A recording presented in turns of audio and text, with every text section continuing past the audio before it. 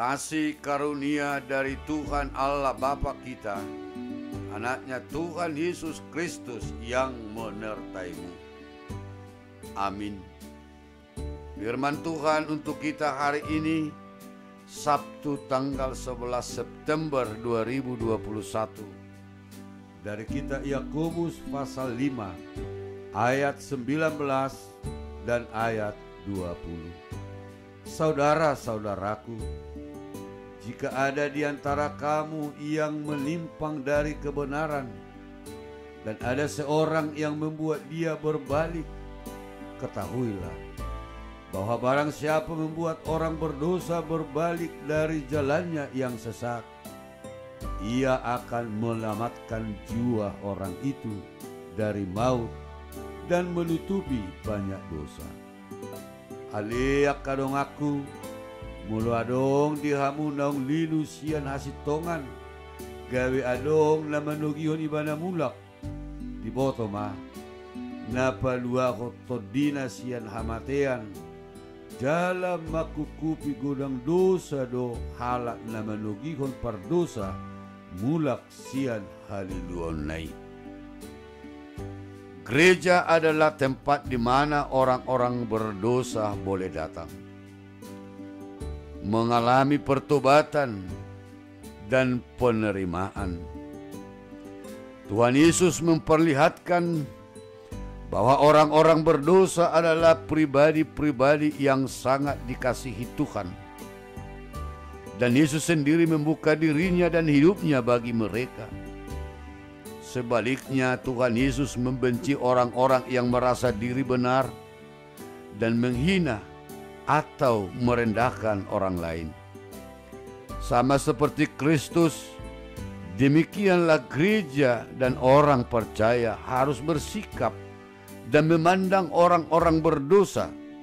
Mereka adalah tempat di mana orang-orang berdosa boleh datang untuk mendengarkan kebenaran Injil, sehingga mereka yang menyimpang hidupnya dari kebenaran dapat kembali kepada Tuhan. Saat seorang berdosa bertobat, Yakobus mengatakan bahwa jiwanya akan diselamatkan Tuhan dan ia akan dosanya banyak ditutupi. Yang dimaksud Yakobus dengan istilah menutupi banyak dosa adalah mengampuni dosa-dosa mereka. Jadi saat seorang berdosa berbalik kepada kebenaran, beriman kepada Kristus dan meninggalkan dosa, ia akan diselamatkan Tuhan dan semua hutang dosa mereka dihapuskan. Oleh karena dosa-dosa mereka sudah diampuni, maka Tuhan tidak lagi mengingat-ingat akan kesalahan mereka di masa lalu. Dan hal yang sama harus dilakukan gereja dan orang percaya dengan orang-orang yang dahulunya pernah jatuh dalam dosa, termasuk dosa-dosa yang dipandang najis dan memalukan.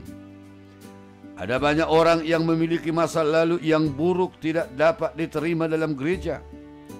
Misalnya, mantan seorang narapidana Kristen tidaklah dengan mudah dapat kembali diterima dalam semua gereja. Demikian juga dengan seorang rohaniawan yang jatuh dalam dosa. Mereka biasanya bukan hanya tidak bisa melayani lagi, bahkan dia harus mengalami dikucilkan oleh orang-orang dalam gereja. Hal seperti ini seharusnya tidak terjadi dalam gereja, sebab jika Tuhan sudah mengampuni, melupakan kesalahan orang tersebut dan menerima orang tersebut, maka gereja pun harus memiliki sikap yang sama dengan Tuhan. Gereja bukanlah kumpulan orang-orang saleh yang tidak bisa jatuh dalam dosa lagi. Gereja adalah tempat-tempat di mana orang-orang berdosa boleh bertobat, mengalami pemulihan dan penerimaan kasih Tuhan.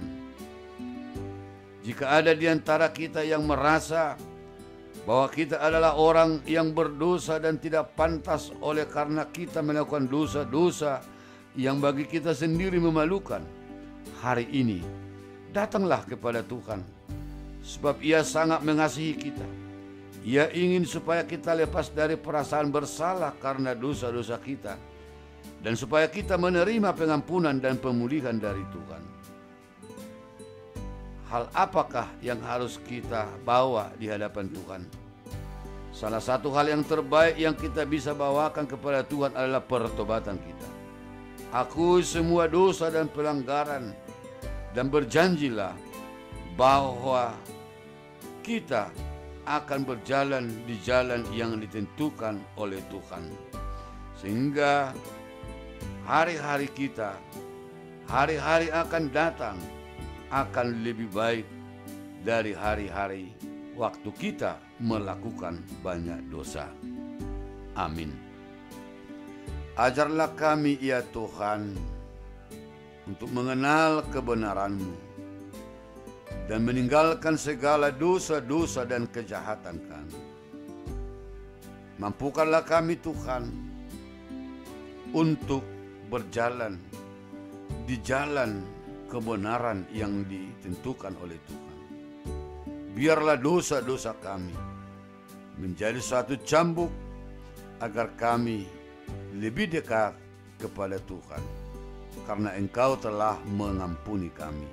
Di dalam Yesus Tuhan dan Juru Selamat kami. Amin.